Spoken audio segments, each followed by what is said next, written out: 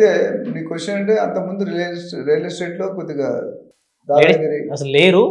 10 years లేరు. ముందు అయితే లేరు. ఇప్పుడు చాలా మంది ఉన్నారు. మోర్ దెన్ 50% వాళ్ళే ఉన్నారు. ఎస్. అండ్ వాళ్ళ అర్నింగ్స్ కూడా జెంట్స్ కంటే ఎక్కువ. చాలా మంది నా దగ్గర లేడీస్ ట్రైన్ అయిన వాళ్ళు వాళ్ళ హస్బెండ్ శాలరీ మించిపోయి డామినేట్ చేయడం మొదలుపెట్టారు.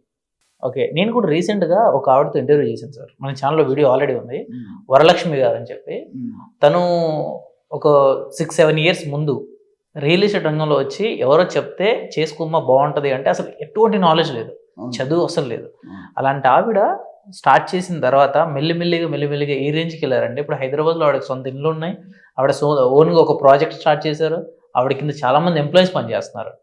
ఆవిడ మొన్న చెప్తుంటే చాలా ఇన్స్పైరింగ్ అనిపించింది. అంటే లేడీస్కి ఒక అడ్వాంటేజ్ ఉందండి. ఓకేటి, ఓపిక, కోరిక, తీరిక. ఓకే. మనకి తక్కువ ఉంటుంది జనరల్గా. మనకి సిగరెట్ తాగాలని, అంటే నేను తాగగానే చెప్తున్నాను, మందు కొట్టాలని, టీకి వెళ్ళాలని, కాఫీకి వెళ్ళాలని, ఫ్రెండ్స్తో కాసు. లేడీస్ ఒక్కసారి సీట్లో కూర్చుంటే 10 గంటలకి లంచ్ టైం వరకు లేగరు.